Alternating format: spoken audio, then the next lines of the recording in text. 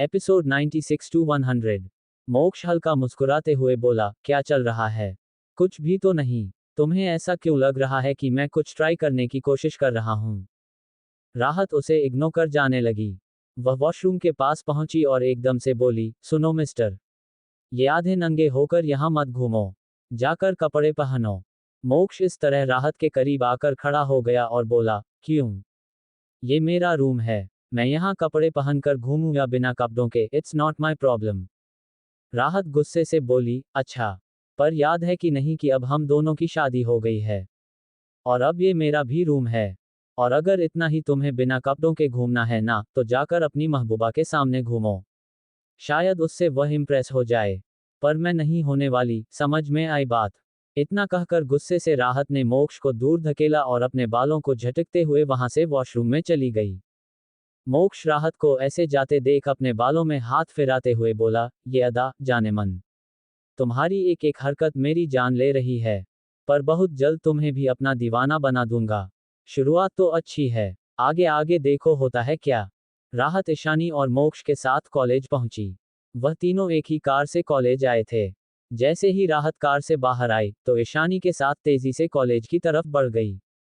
वह मोक्ष को पूरी तरह से इग्नोर कर रही थी। ये देखकर मोक्ष अपनी आंखें छोटी कर घूरने लगा, पर फिर अपने लंबे कदमों को बढ़ाते हुए वह भी कॉलेज की तरफ बढ़ गया। ईशानी और राहत अपने में ही मस्त बातें करते हुए, हंसते हुए कॉलेज में इंटर की। जैसे ही वह दोनों कॉलेज में इंटर की, तो सबकी नजरें राहत को अजीब तरह से घूर रही थीं। पर ईशानी और राहत को जैसे मानो कोई फर्क ही नहीं पड़ रहा था। राहत तो बिल्कुल ही केयर फ्री थी, वैसे भी वह कहाँ किसी की कोई फिक्र करती थी। ईशानी को सबका इस तरह से देखना थोड़ा अजीब लगा। वह राहत से धीमी आवाज में बोली, यह क्या है यार? सब लोग ऐसे क्यों देख रहे हैं हमें? और सबकी नजर तुझ पर ही है। कोई कांड किया है क्या तूने? राहत ये सुनकर मुंह बनाकर बोली, मैं तुझे क्या कोई कांदी देवी लगती हूँ जो तू मुझसे ऐसे पूछ रही है? मुझे कोई शौक नहीं है यार कि मैं फालतू में कांड करती फिरूं। वैसे ही सारा कांड तेरा भाई करता है और फंसा मुझे देता है। जरूर उसी ने कोई कांड किया होगा। ईशानी यह सुनकर बोली, नहीं यार, सब तुझे अजीब तरह से देख रहे हैं। यह मुझे कुछ सही नहीं लग रहा। सभी राहत की तरफ देख आपस में कुछ खुसुर पुसुर कर रहे थे। राहत अभी भी ईशानी की बातों को इग्नोर करते हुए बोली, छोड़ न यार, चल क्लास में चलना है।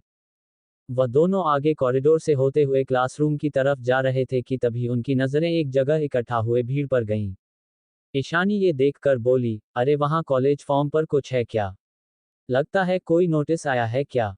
चलते हैं, शायद जो इवेंट होने वाला है, उसके बारे में कुछ इन्फॉर्मेशन हो। राहत बोली, अरे यार छोड़ना, बाद में पता चल जाएगा। ईशानी उसका हाथ पकड़ते हुए बोली, चुपचाप चल। इतना कहते हुए ईशानी राहत को अपने साथ लिए भीड़ की तरफ चली गई। जैसे ही सब लोगों ने ईशानी और राहत को आते देखा, तो एक साइड हो गए। सब भीड़ में एक दूसरे से बोलने लगे, हटो हटो भाई, राहत मैडम आ रही हैं, इनको तो जगह मिलनी चाहिए। आखिर यह इंपॉर्टेंट न्यूज़ इन्हीं के लिए तो है। अब राहत को थोड़ा अजीब लगा। वहीं ईशानी सबकी तरफ घूर कर देखते हुए बोली, क्या बकवास कर रहे हो तुम सब? तभी एक लड़का बोला, हम क्या बकवास करेंगे? देख लो अपने दोस्त की करतूत को, कितनी बेशर्म लड़की है ये। राहत और ईशानी अभी भी कुछ समझ नहीं पा रहे थे। तभी वह दोनों नोटिस बोर्ड की तरफ गए जहां पर कई सारे फोटो लगे हुए थे। उन फोटो को देखकर राहत और ईशानी दोनों ही हैरान हो गए। दोनों की आंखें हैरानी से बड़ी हो गईं, पर अगले ही पल राहत की आंखों में गुस्सा उतर आया। ईशानी गुस्से से सबकी तरफ देखते हुए बोली, ये सब क्या है? किसने लगाया ये सब? मेरी दोस्त ऐसी बिल्कुल भी नहीं है। किसने किया है ये? जिसने भी किया है चुपचाप से सामने आ जाए, वरना मुझसे बुरा कोई नहीं होगा। तभी एक लड़का बोला, अरे हम पर क्यों गुस्सा कर रही हो? अपने दोस्त से बोलो, न जाने कितनों के साथ गुलछर्रे उड़ा रही है। असल में, उन फोटो में राहत अलग अलग लड़कों के साथ थी, जिनका चेहरा तो नहीं दिख रहा था, पर उनके बैग दिखाई दे रहे थे और राहत उनके गले लगी हुई थी, तो किसी के गाल पर किस कर रही थी। लड़कों के साथ राहत को ज्यादा ही क्लोज दिखाया गया था। इन क्लोज मोमेंट वाले फोटो को वहां लगाकर राहत को बदनाम करने की कोशिश की गई थी। तभी दूसरा लड़का बोला, हमें तो पहले से ही लगता था, ये लड़की एक नंबर की गिरी हुई है। तभी तो यहाँ इतने बन ठन के आती है, ताकि लड़कों को पटाए और उनके साथ मजे ले। पहले तो मोक्ष रावत के पीछे पड़ी हुई थी, जब मोक्ष ने भाव नहीं दिया तो ये दूसरों के बिस्तर की शोभा बन गई। ये सुनते ही राहत गुस्से से अपने हाथों की मुट्ठी बना लेती है। तभी वहां पर कुछ लड़कियों की आवाजें आने लगी, जो गुस्से से राहत को भला बुरा बोल रही थीं। अचानक से भीड़ में से तेज आवाज आए, अब बोलो मिस राहत, और कितनों के साथ सोने का इरादा है तुम्हारा? तुम जैसी लड़कियां इसी तरह की होती हैं। न जाने कितनों के साथ रिलेशन बना रखी है। इस तरह की गिरी हुई लड़की को तो कॉलेज से निकाल देना चाहिए। राहत और ईशानी की नजरें भीड़ में खड़ी उस लड़की पर गईं, जिसकी ये तेज आवाज थी। वह लड़की कोई और नहीं, काव्या की दोस्त रजनी थी। जैसे ही राहत ने रजनी को अच्छे से देखा, तो उसे कुछ तो शक होने लगा कि हो न हो, इन सब के पीछे इसी का हाथ है। वहीं रजनी के साथ काव्या भी खड़ी थी।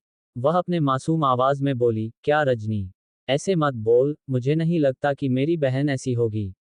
राहत, प्लीज कह दो कि यह सब झूठ है। मुझे पता है जरूर तुम्हें फंसाया जा रहा है ना। तुम चिंता मत करो, तुम्हारे सच की जीत होगी। काव्या की बात सुनकर रजनी बोली, यार काव्या, तू इतनी मासूम कैसे हो सकती है यार? तू जानती है ना कि यह किस तरह की लड़की है? और अब तो सच सबके सामने है। यह कोई फेक फोटो नहीं है, ये रियल फोटो है। और इसमें साफ दिख रहा है कि इस लड़की का न जाने कितने मर्दों के साथ संबंध है। न जाने क्या क्या कर चुकी है ये लड़की। इस तरह की लड़कियों को तो लोग नामों से बुलाते हैं, जिन्हें कहते हुए भी मुझे शर्म आ रही है। सभी एक एक करके राहत को भला बुरा बोलने लगे, तभी पीछे से एक तेज कड़क आवाज सबके कानों में गई, क्या हो रहा है यहाँ पर और क्या बकवास चल रही है? सभी पीछे मुड़कर देखे तो वहां पर मोक्ष रावत अपने खतरनाक और रौबदार अंदाज में साथ खड़ा था। मोक्ष को देखकर एक पल के लिए सभी डर गए। अगले ही पल रजनी हिम्मत करते हुए बोली, मोक्ष तुम खुद देख लो इस राहत की करतूत, बोर्ड पर लगी हुई है। कितनी गिरी हुई लड़की है ये। मोक्ष गुस्से से एक नजर दूर तक दौड़ाकर देखा। तभी काव्य मोक्ष के पास गई और उसका हाथ पकड़ बड़े ही मासूमियत भरी आवाज में बोली, मोक्ष, मुझे लगता है मेरी बहन को फंसाया जा रहा है। तुम देखो ना, शायद तुम समझ जाओगे। मुझे यकीन है जरूर राहत ने सब कुछ जानबूझकर नहीं किया होगा, जरूर उसकी कोई मजबूरी रही होगी। इनडायरेक्टली काव्या ये कहना चाहती थी कि ये जो फोटो हैं, वह सब सच हैं। मोक्ष ने एक झटके में काव्या के हाथों को खुद से छुड़ाया और उसे लगभग पीछे की तरफ धकेलते हुए तेज कदमों से बोर्ड पर लगे उन फोटो की तरफ बढ़ गया। मोक्ष जैसे जैसे उन फोटो को देख रहा था, उसकी आंखें गुस्से से लाल होती जा रही थीं और हाथों की नसें उभरने लगी थीं। मोक्ष फोटो देखकर ही समझ गया था कि ये फोटो नकली हैं। मोक्ष की गहरी निगाहें राहत पर गईं। मोक्ष अपने सख्त नजरों से राहत को घूर रहा था। वहीं राहत, मोक्ष की सख्त नजरों को देख एक पल के लिए सहम गई। अब उसे लगने लगा था कि शायद मोक्ष को भी उस पर यकीन नहीं है। मोक्ष भी उन फेक फोटो पर यकीन कर रहा है। तभी ईशानी मोक्ष की तरफ देखकर बोली, भाई, मुझे पूरा यकीन है, जरूर मेरी फ्रेंड को फंसाया जा रहा है। मेरी फ्रेंड ऐसी नहीं है, आप तो जानते हैं ना उसे। जरूर किसी की चाल है ये, और आपको ये पता लगाना होगा। मोक्ष ईशानी की बातों को पूरी तरह से इग्नोर कर राहत की तरफ बढ़ गया। राहत की धड़कनें तेज हो गई थीं और वह चुपचाप अपनी जगह पर खड़ी थी। मोक्ष राहत के पास गया और उसके हाथ को मजबूती से पकड़ लिया। एक पल के लिए राहत को ऐसा लगा जैसे उसकी कलाई ही टूट जाएगी, पर मोक्ष इस तरह मजबूती से उसकी कलाई को पकड़े उसे अपने साथ लिए तेजी से वहां से निकल गया। वहीं काव्या की गुस्से भरी निगाहें राहत की कलाई पर थीं, जिसे मोक्ष ने पकड़ रखा था। वह गुस्से में अपने दांत पीस रही थी। जब मोक्ष राहत को अपने साथ ले जाते हुए वहां से निकला, सभी लोग चौंक गए थे। तभी रजनी काव्या की तरफ देखकर बोली, देखना, अब मोक्ष रावत खुद ही सजा देगा। बहुत शौक है न इसे मोक्ष के करीब जाने का। अब मोक्ष इस लड़की को अच्छे से सबक सिखाएगा। काव्या बस चुप थी और रजनी की आवाज सुनकर अब उसे अच्छा महसूस हो रहा था। उसे भी यही लग रहा था कि अब मोक्ष राहत को सबक सिखाएगा। थोड़ी देर बाद रजनी, काव्या और अपनी बाकी दोस्तों के साथ कैंटीन में बैठी बातें कर रही थी। काव्या रजनी की तरफ देखकर बोली, ये सब तुम कैसे किया रजनी? कहीं अगर तू फंस गई तो फिर तो प्रॉब्लम हो जाएगी। रजनी ये सुनकर बोली, डोंट वरी काव्या, मैं बिल्कुल नहीं फंसूंगी। क्योंकि ये जो फोटो हैं ना, वो बिल्कुल रियल लगते हैं। कोई भी ऐसे नहीं पकड़ सकता कि ये एडिट किए गए हैं।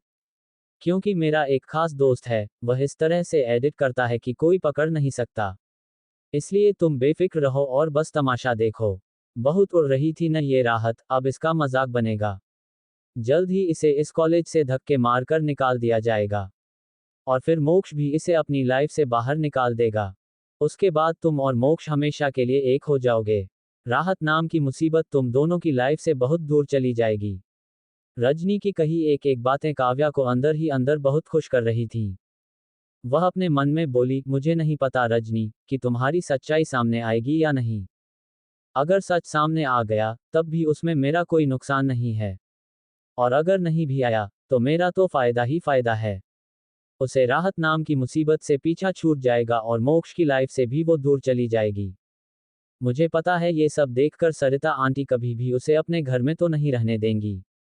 और फिर मैं और मोक्ष एक हो जाएंगे। ये सब सोचते हुए काव्या तो आसमान में उड़ने लगी थी। थोड़ी देर में सभी क्लासरूम की तरफ जा रहे थे कि अचानक एक अनाउंसमेंट हुआ कि सभी लोग ऑडिटोरियम में इकट्ठा हों।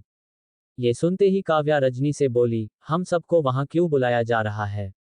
रजनी तुरंत बोली, अरे तुझे क्या प्रॉब्लम है यार, चलते हैं ना। मुझे तो अब यकीन हो गया है कि जरूर हमारा प्लान कामयाब होने वाला है, और अब तो राहत को कॉलेज के प्रिंसिपल खुद से धक्का मारकर यहाँ से निकालेंगे। काव्या और सुमित की आंखों में चमक आ गई। सभी लोग ऑडिटोरियम में इकट्ठा होने लगे। सभी को वहां देखकर प्रिंसिपल बोले, जैसा कि आज सुबह से ही चारों तरफ एक ही बात फैली हुई है। एक लड़की की फोटो को अजीब तरह से दिखाया गया है, जिससे हमारे कॉलेज की बहुत बदनामी हो रही है। ये सुनते ही रजनी और काव्या के होठों पर कुटिल मुस्कान आ गई। वे दोनों समझ गईं कि अब राहत को यहां से निकाल दिया जाएगा। मोक्ष ने माइक लेते हुए बोला, जैसा कि आप सब सुबह से काफी इंटरेस्ट के साथ एक फोटो को देख रहे हैं, तो क्यों न उस फोटो की सच्चाई आप लोगों के सामने आ जाए। इतना कहते हुए मोक्ष ने पीछे की तरफ देखने का इशारा किया, जहां पर एक एलईडी स्क्रीन लगी हुई थी और उसमें एक वीडियो चल रहा था। ये वीडियो वही कैंटीन का था, जहां पर रजनी और काव्या बैठकर राहत के मजे ले रही थीं और अपनी प्लानिंग के बारे में बातें कर रही थीं। जो कुछ भी रजनी ने राहत के साथ किया था, वह सब कुछ उस वीडियो में साफ दिखाई दे रहा था। जैसे जैसे वीडियो चल रहा था, सभी शॉक्ड हो गए थे। वहीं रजनी तो बिल्कुल हैरान थी, उसके तो हाथ पैर कांपने लगे थे। तभी अगला वीडियो चला और फोटो आने लगे। राहत के जो कुछ भी एडिट किए हुए फोटो थे, वह एक तरफ से और दूसरी तरफ रियल फोटो। उन दोनों फोटो को देखकर सभी चौंक गए, क्योंकि उन सब फोटो में राहत किसी लड़के के साथ नहीं बल्कि अपनी दोस्त ईशानी के साथ तो कभी अपने बाकी के दोस्तों के साथ थी, जिनका गलत तरीके से दिखाया गया था। वहीं सामने खड़े राहत, ईशानी, मान और अमित सभी यह सब देखकर गुस्से से लाल हो गए थे। राहत की आंखें तो भयंकर लाल थीं, वह अपनी खूंखार आंखों से रजनी को घूर कर देख रही थी। पर वह अच्छी तरह से जानती थी कि यह सब कुछ रजनी ने सिर्फ काव्या के लिए ही किया है। वहीं मोक्ष की खतरनाक आंखें रजनी को इस तरह से घूर रही थी जैसे आंखों से ही उसे जलाकर राख कर देंगे। रजनी डर के कारण अपनी कांपती हुई आवाज में बोली, सर, ये सब जो वीडियो चल रहा है, वह सब गलत है। किसी ने इसे एडिट किया है, सर, मुझे फंसाया गया है। तभी एक तेज थप्पड़ रजनी के गाल पर लगा। रजनी का चेहरा एक तरफ झुक गया। वह अपना चेहरा ऊपर उठाकर देखी तो सामने खड़े शख्स को देखकर चौंक गई। ये थप्पड़ मारने वाली कोई और नहीं बल्कि काव्या थी। रजनी गुस्से से बोली, काव्या, तुम। तभी काव्या एक और थप्पड़ उसके गाल पर मारते हुए बोली, शैमलेस गर्ल, तुम्हारी हिम्मत भी कैसे हुई मेरी बहन के साथ यह सब करने की? मुझे नहीं पता था रजनी कि तुम मेरी बहन से इतनी नफरत करती हो कि इस तरह से उसे फंसा दोगी। सच में तुम कितनी गिरी हुई लड़की हो। काव्या की बात सुनकर रजनी दांत पीसते हुए बोली, काव्या, ये सब मैं तुम्हारे। तभी काव्या ने एक और थप्पड़ मारा और बोली, shut up, just shut up, अपनी बकवास बंद करो। तभी वहां पर प्रिंसिपल, मोक्ष, राहत तीनों ही आगे आए। रजनी प्रिंसिपल की तरफ देखकर बोली, सर, यकीन मानिए, मैं ये सब कुछ। तभी प्रिंसिपल गुस्से से चिल्लाते हुए बोले, बस, बहुत हो गया रजनी, तुम्हें आज ही इस कॉलेज से रेस्टिकेट किया जाता है। और तुम अच्छी तरह से जानती हो, इस कॉलेज से रेस्टिकेट किए जाने के बाद तुम्हें किसी दूसरे कॉलेज में एडमिशन तो बिल्कुल भी नहीं मिल सकता। अब तुम्हारा पूरा करियर बर्बाद हो चुका है। प्लीज सर, मेरे साथ ऐसा मत करिए, मैं बर्बाद हो जाऊंगी। सर, प्लीज सर, मुझे माफ कर दीजिए। फिर रजनी मोक्ष की तरफ देखकर बोली, हेल्प मी। इस तरह से रजनी बोल रही थी जैसे वह भी मोक्ष से जान की भीख मांग रही हो, पर मोक्ष की नजरों में इतना गुस्सा था जैसे वह भी रजनी को चीर कर रख देगा। रजनी को राहत पर तो गुस्सा आ ही रहा था, साथ में उसे काव्या पर बहुत गुस्सा आ रहा था, क्योंकि यह सब कुछ उसने काव्या के कारण ही किया। पर काव्या ही सबके सामने उसे बेइज्जत कर रही थी।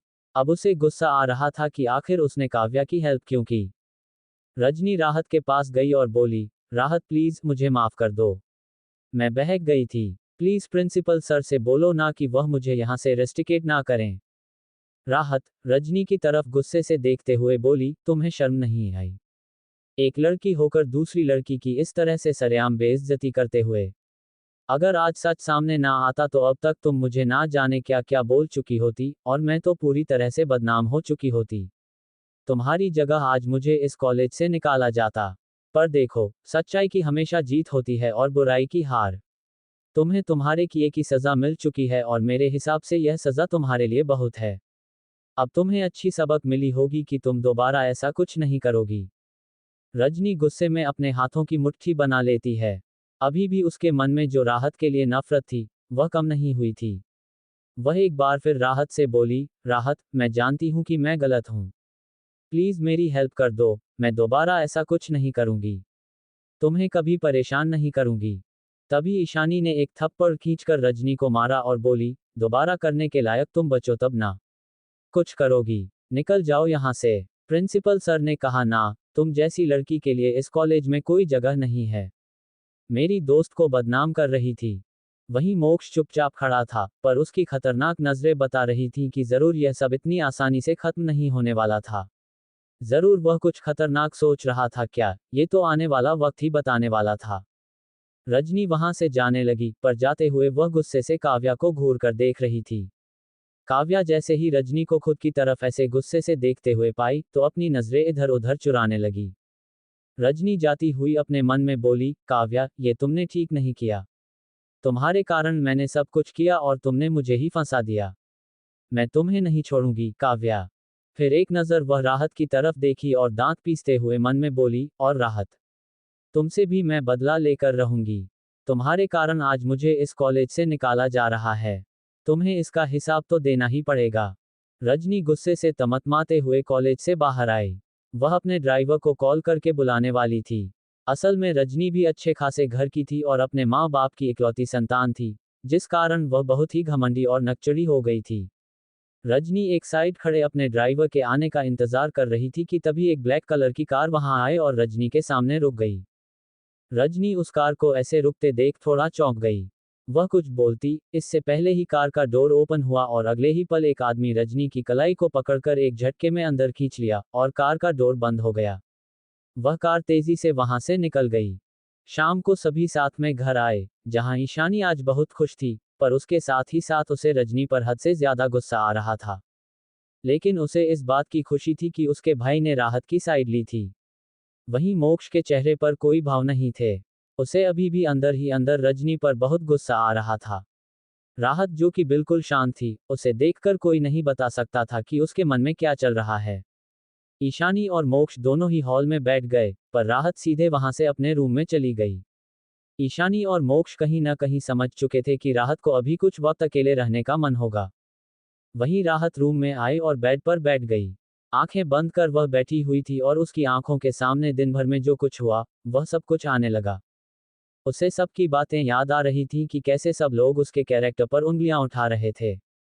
चाहे भले ही राहत के अंदर इस वक्त मिस्ट्री की आत्मा हो जो कि बहुत स्ट्रांग है, पर फिर भी वह एक लड़की है, और एक लड़की होने के नाते उसके भी अपने कुछ इमोशन हैं। उसे भी तकलीफ होती है जब कोई उसके कैरेक्टर पर उंगली उठाता है। ऐसा ही अभी उसे महसूस हो रहा था। वह काफी देर तक वहीं बेड पर बैठी रही और फिर उठकर वॉशरूम में फ्रेश होने के लिए चली गई। फ्रेश होने के बाद वह अच्छा महसूस कर रही थी। थोड़ी देर बाद मोक्ष रूम में आया तो राहत बेड पर लेटी हुई थी। उसकी आंखें बंद थीं। मोक्ष ने एक नज़र राहत की तरफ देखा और वॉशरूम में फ्रेश होने के लिए चला गया। फ्रेश होने के बाद वह बाहर आया तो उसकी नज़र बेड पर सो रही राहत पर गई। वह उसके पास गया और धीरे से उसके माथे को चूम लिया। वह उसके गालों पर अपनी अंगूठे से स्पर्श करते हुए धीमे मगर बड़े ही कशिश के साथ बोला, आज जो कुछ भी हुआ तुम्हारे साथ, जानेमन, इसकी सजा उस लड़की को मिलकर रहेगी। उसके कारण आज मेरी जानेमन इतनी परेशान थी। उसके कारण मेरी जानेमन को सबके सामने नजरें झुकानी पड़ीं। अब उस शख्स की भी नजरें कभी उठ नहीं पाएंगी क्योंकि उसकी नजरें उठने लायक बचेंगी ही नहीं। ये सब कहते हुए मोक्ष के चेहरे पर खतरनाक एक्सप्रेशन था। उसकी आंखें धीरे धीरे काली होने लगी थीं और वह इस वक्त हद से ज्यादा भयानक लग रहा था। अगले ही पल मोक्ष वहां से गायब हो गया।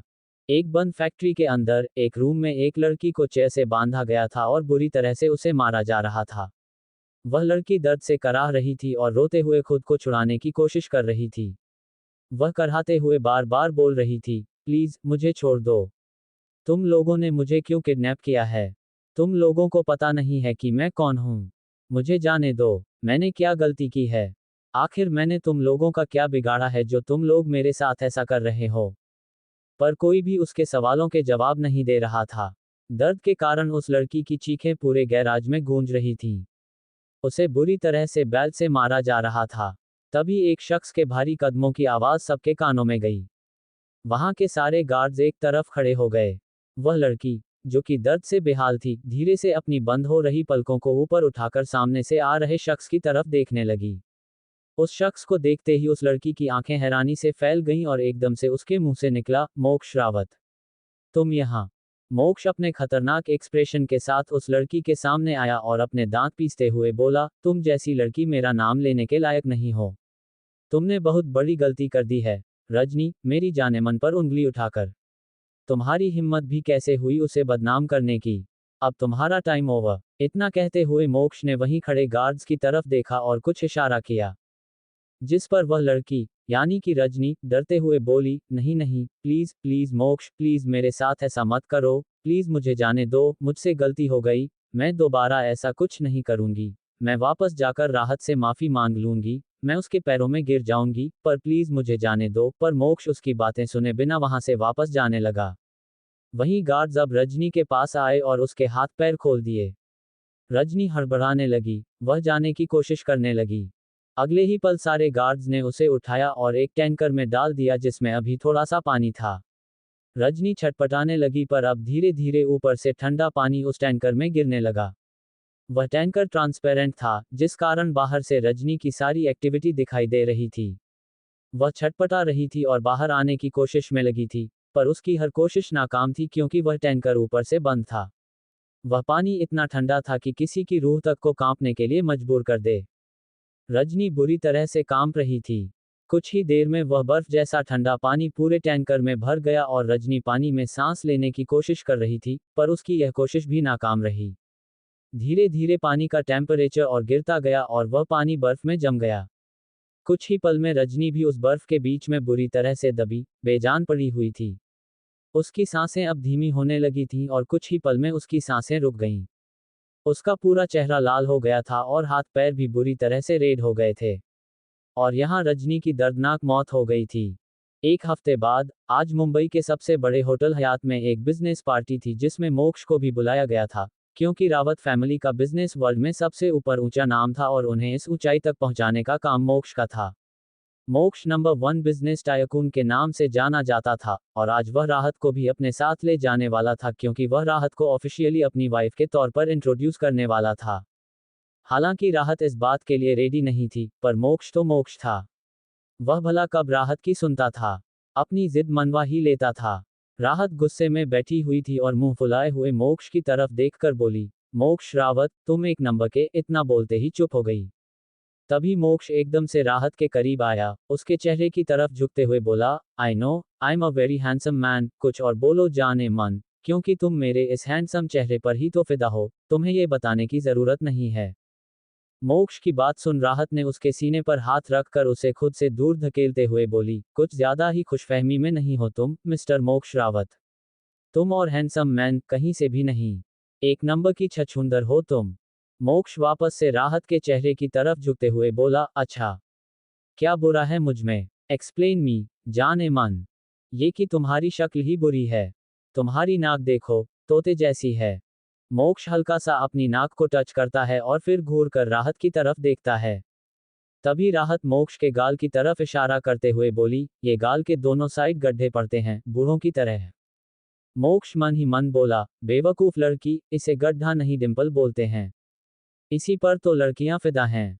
वहीं राहत इन सब बातों से अनजान, गुस्से में मोक्ष की तरफ देखते हुए बोली, और जब तुम गुस्सा करते हो ना, तो माथे पर जो लकीरें उभर आती हैं, उन्हें देखकर तो मेरा खून खौल जाता है। और ये तुम्हारी आंखें, मोक्ष एकदम से राहत की तरफ और ज्यादा झुककर उसकी आंखों में गहराई से देखते हुए बोला, मेरी आंखें। क्या? ये कहते हुए मोक्ष की आंखों का रंग बदलने लगा, जिससे राहत चौंक गई। अब डर के कारण उसके मुंह से कोई शब्द ही नहीं निकल पा रहा था, क्योंकि मोक्ष की आंखें गहरी काली होती जा रही थीं। उसकी पूरी आंखें ब्लैक हो गई थीं। ये देखकर राहत घबराई हुई आवाज में बोली, कुछ नहीं, कुछ भी नहीं, मेरे पास से हटो।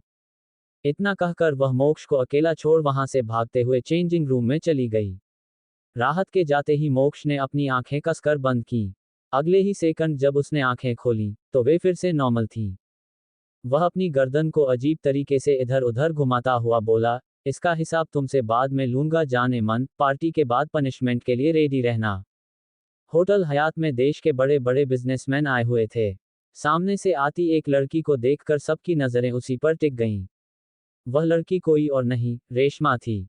मिस्टी के बिजनेस को रेशमा ही संभाल रही थी। हालांकि सब ये भी जानते थे कि अब वह बिजनेस रंजीत संभालता है और रेशमा की शादी रंजीत से हो गई है।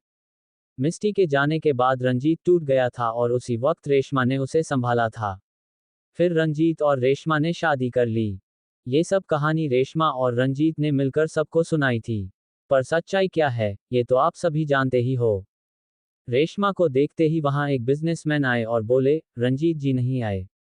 रेशमा ने बिजनेसमैन की तरफ हल्का सा मुस्कुराते हुए देखा और बोली, वो बिजनेस के सिलसिले में बाहर गए हैं, इसलिए इस पार्टी में नहीं आ पाए। उन्होंने मुझे कॉल करके बताया, तभी तो मैं पार्टी अटेंड करने आ गई। तभी वहां एक लड़का आया और रेशमा के बगल में आकर खड़ा हो गया। ये वही शख्स था जो इस वक्त रेशमा का पार्टनर बना हुआ था, लाइफ पार्टनर नहीं, क्राइम पार्टनर। शख्स को देखते ही रेशमा जबरदस्ती मुस्कुराते हुए बोली, हेलो मिस्टर रमन गुप्ता, आपसे मिलकर अच्छा लगा। वह शख्स रेशमा का हाथ अपने हाथों में पकड़कर उसे अपने होठों के पास ले गया और हल्के से चूमते हुए बोला, आपसे भी मिलकर बहुत खुशी हुई रेशमा जी। रेशमा भले ही इस वक्त मुस्कुरा रही थी, पर अंदर ही अंदर उसे रमन पर हद से ज्यादा गुस्सा आ रहा था। इन कुछ दिनों में रमन उसकी क्या हालत करता था, ये बस वही जानती थी। रमन रंजीत से भी ज्यादा खतरनाक था और वह उसे फिजिकली भी बहुत टॉर्चर करता था। इस कारण रेशमा को रमन पर बेहद गुस्सा आता था, पर वह मजबूर थी, इसलिए कुछ नहीं बोलती थी। पर रेशमा आज खुद को काफी मेंटेन करके आई थी। उसने इस तरह का ड्रेस पहना हुआ था कि उसके शरीर पर बने निशान दिखाई नहीं दे रहे थे, पर फिर भी उसकी बॉडी बहुत ही अट्रैक्टिव लग रही थी। वहां मौजूद बिजनेसमैन की नजरें रेशमा पर ही थीं। कुल मिलाकर इस वक्त रेशमा सेंटर ऑफ अट्रैक्शन बनी हुई थी, और इस बात को लेकर रेशमा को एक अलग ही घमंड सा महसूस हो रहा था। वह अपने मन में बोली, वाह मिस्टी, मुझे नहीं पता था तुम्हारे मरने के बाद सबकी नजरें मुझ पर ही आ जाएंगी। तुम्हारे कारण आज मैं एक बिजनेस वूमन के रूप में जानी जा रही हूँ। यानी कि तुम्हें रास्ते से हटाकर मैंने कोई गलती नहीं की। तुम अगर ऊपर नरक में होगी, तो ये सब देखकर जल जल कर खौल रही होगी। पर क्या करूं मिस्टी, हर किसी की किस्मत में सब कुछ तो नहीं होता ना। तुम्हारी किस्मत में मेहनत करना था और मेरी किस्मत में तुम्हारी मेहनत पर ऐश करना। ये सब सोचते हुए रेशमा मन ही मन बहुत खुश हो रही थी। इस वक्त रेशमा ये भी भूल गई थी कि अगर दुनिया के सामने रंजीत की मौत की सच्चाई आ गई, तो उसकी जगह कहां पर होगी। और जब किसी को ये पता चल जाएगा कि रंजीत मर चुका है, तो उसे मिस्टी की प्रॉपर्टी में से एक फूटी कौड़ी नहीं मिलेगी। भले ही मिस्टी ने बैंक हैक कर लिया था और उसके सारे पैसे अपने अकाउंट में ट्रांसफर कर लिए थे, पर फिर भी मिस्टी की इतनी प्रॉपर्टी थी कि रेशमा अभी भी ऐसी जिंदगी जी सकती थी। रेशमा सभी बिजनेसमैन के साथ बातें करते हुए आराम से ड्रिंक एंजॉय कर रही थी। तभी सभी की नजरें एंट्रेंस गेट की तरफ चली गईं। सभी एक दूसरे की तरफ देखकर बोले, वो देखो, मिस्टर रावत आ गए हैं। और उनके साथ कोई लड़की भी है। यानी क्या मिस्टर रावत रिलेशनशिप में आ गए हैं। तरह तरह की बातें वहां पर हो रही थीं। जैसे ही रेशमा के कानों में मिस्टर रावत शब्द पड़ा, वह एकदम से चौंक गई। उसने भी कई बार मोक्ष रावत का नाम सुना था, पर आज तक वह कभी मोक्ष से सामने नहीं मिली थी। लेकिन आज वह वक्त था जब वह मोक्ष से सामने से मिल सकती थी। वह भी देखना चाहती थी कि मोक्ष रावत आखिर दिखता कैसा है, क्योंकि मोक्ष कभी भी इंटरव्यू वगैरह में सामने नहीं आता था। उसे इस तरह से सबके सामने आना पसंद नहीं था। वह खुद को हाइड ही रखता था।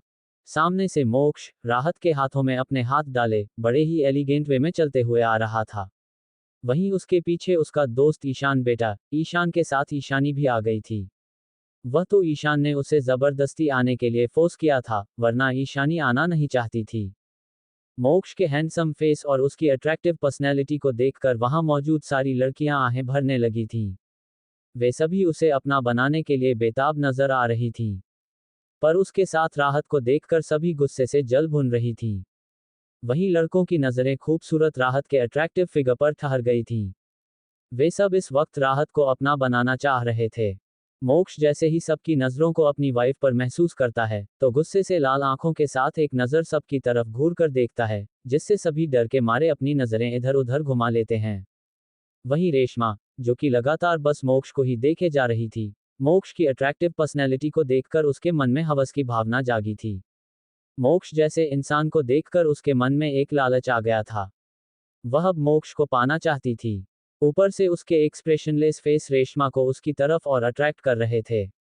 रेशमा मोक्ष पर से अपनी नजरें नहीं हटा पा रही थी, पर जैसे ही उसकी नजर मोक्ष के साथ आ रही राहत पर गई, तो उसकी आंखों के भाव बदल गए। वह एकदम से अपने हाथों की मुट्ठी बना ली और उसकी आंखों में गुस्सा उतर आया, जैसे मानो वह राहत को मोक्ष से अलग कर देना चाह रही हो। अचानक ही राहत को खुद पर किसी की नजरों की तपिश का एहसास हुआ, तो उसने अपनी नजरें सामने करके देखा। वहां खड़ी लड़की को देखकर राहत के चेहरे के भाव भी एकदम से बदल गए और उसका चेहरा एकदम भयानक हो गया था। अब क्या करेगी रेशमा मोक्ष के लिए? क्या वो मोक्ष को पाने की कोशिश करेगी? राहत क्या करेगी रेशमा के साथ? क्या काव्या का सच सामने आएगा कि वो भी नीरज के साथ मिली हुई थी? बहुत जल्द एक सस्पेंस सामने आने वाला है। जानने के लिए सुनते रहें इस स्टोरी को।